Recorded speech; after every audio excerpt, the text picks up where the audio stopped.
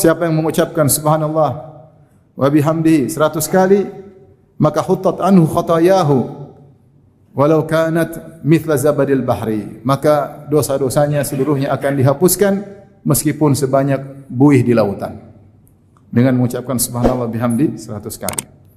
Contohnya di antaranya Rasulullah SAW mengatakan, man qala la ilaha illallah dahu la syarikalah lahul mulku wa lahul hamdu wa huwa ala kulli syai'in qadir. Siapa yang mengucapkan ini ya 100 kali, mi'at marrah, maka apa pahalanya? Ka'idli asyrai riqab, seperti memerdekakan 10 budak.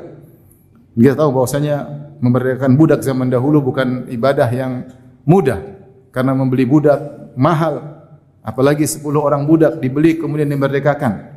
Dan jika seorang budak dimerdekakan, maka sang yang memerdekakan akan dimerdekakan dari neraka jahanam. Apalagi seperti 10 orang budak. Dengan mengucapkan la ilaha illallah dahu la syarikalah lahul mulku wa lahul hamdu wa huwa ala kulli syai'in qadir 100 kali. Kemudian juga kutibat lahu mi'at hasanah, dicatat baginya 100 kebaikan. Wa huttat anhu mi'at sayyi'ah, dan dihapuskan darinya 100 dosa. Wa kanat lahu hirzan, dan akan menjadi pelindungnya dari syaitan di hari tersebut sampai sore hari.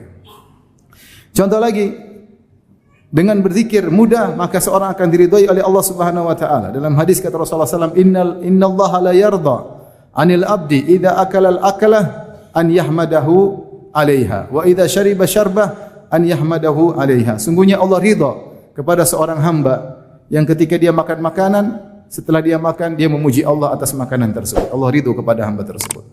Dan jika dia minum suatu minuman, dia memuji Allah, dia mengatakan alhamdulillah, maka Allah pun ridha dengan hamba tersebut.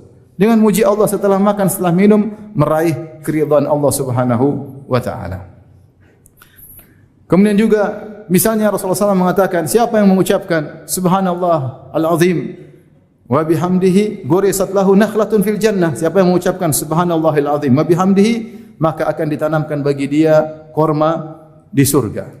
Semakin dia banyak ucapkan, semakin banyak tanaman akan ditanamkan oleh Allah di surga baginya. Ini suatu pahala yang luar biasa. Rasulullah SAW bersabda, subhanallah walhamdulillah tamla'ul mizan. Siapa yang berzikir subhanallah alhamdulillah, maka akan berat di timbangan, memenuhi timbangan.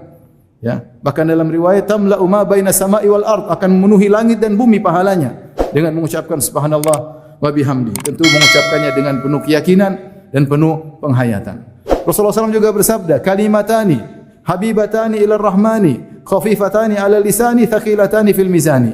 Subhanallah bihamdi subhanallahal azim. Dua kalimat yang dicintai oleh Allah Subhanahu wa taala. Ringan di lisan, berat di timbangan. Ringan di lisan, berat di timbangan. Itu subhanallah bihamdihi subhanallahil azim. Ini contoh zikir-zikir ya. Dan terlalu banyak dalil-dalil tentang keutamaan orang berzikir. Makanya Allah mengatakan, wadz-dzakirina Allaha katsiran wadz-dzakirat a'addallahu lahum maghfiratan wa ajran 'azima. Para lelaki yang banyak berzikir kepada Allah dan para wanita yang banyak berzikir kepada Allah Subhanahu wa taala, maka Allah siapkan bagi mereka ampunan dan ganjaran yang besar di surga kelak.